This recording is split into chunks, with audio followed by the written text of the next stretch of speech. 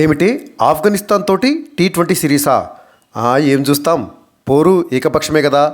మ్యాచ్లు అంత రసవత్తరంగా ఉంటాయా అని అనుకోవడానికి వీలు లేదండి. ఎందుకంటే ఈ ఏడాది టీ20 ప్రపంచ కప్ కంటే ముందు పొట్టి ఫార్మేట్లో టీమిండియా ఆడేటటువంటి చివరి సిరీస్ ఇదే. అంతేకాకుండా 14 నెలల తర్వాత రోహిత్ శర్మ, విరాట్ కోహ్లీ టీ20 జట్టులోకి వచ్చారు. ఇలా ఈ సిరీస్ను చూసేందుకు చాలా కారణాలే ఉన్నాయి. ముఖ్యంగా భారత తుది జట్టు కూర్పు ఎలా ఉండబోతుందనే ఆసక్తి నెలకొంది.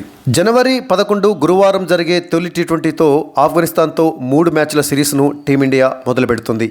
ఈ సిరీస్ కోసం ఇప్పటికే 16 మంది ఆటగాళ్లతో కూడిన భారత జట్టును సెలక్షన్ కమిటీ ప్రకటించింది. ఇప్పుడు ఇందులో నుంచి ఏ 11 మంది ఆటగాళ్లను మ్యాచ్లో ఆడిస్తారా అన్న ఆసక్తి నెలకొంది. 14 నెలల తర్వాత టీ20 జట్టులోకి తిరిగి వచ్చిన రోహిత్ జట్టును నడిపించడంతో పాటుగా ఓపెనర్గా ఆడతాడు. అతనితో కలిసి ఇన్నింగ్స్ను ఆరంభించేందుకు శుభ్మన్ గిల్, యశస్వి జైస్వాల్ పోటీ పడుతున్నారు. దక్షిణాఫ్రికాతో టీ20 సిరీస్లో శుభ్మన్, యశస్వి ఓపెనర్లుగా ఆడారు. కానీ ఇప్పుడు రోహిత్ రాకతో మరో ఓపెనర్గా వీళ్ళిద్దరిలో ఒక్కరికే తుది జట్టులో స్థానం ఉంటుంది. ఇటీవలి ప్రదర్శన చూస్తే యశస్వి జైస్వాలే కాస్త మెరుగ్గా కనిపిస్తున్నాడు.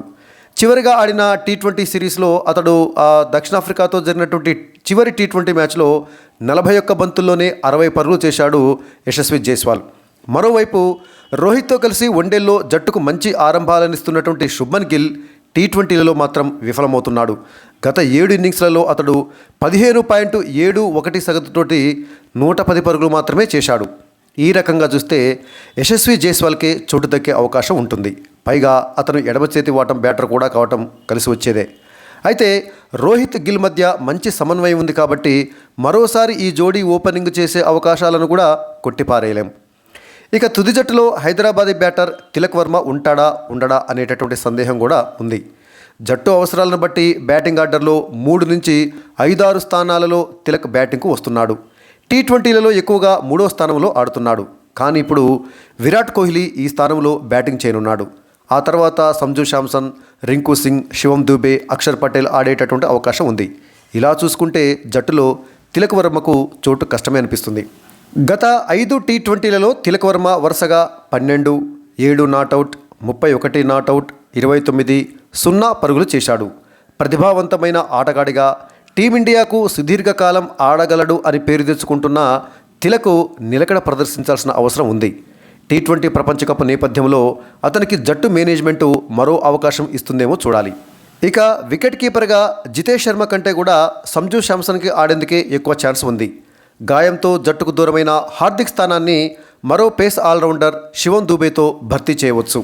ఇక బౌలర్ల విషయానికి వచ్చినట్లయితే బుమ్రా, సిరాజ్ లేని నేపథ్యంలో పేస్ దళాన్ని హర్షదీప్ సింగ్ ముందుండి నడిపించనున్నాడు.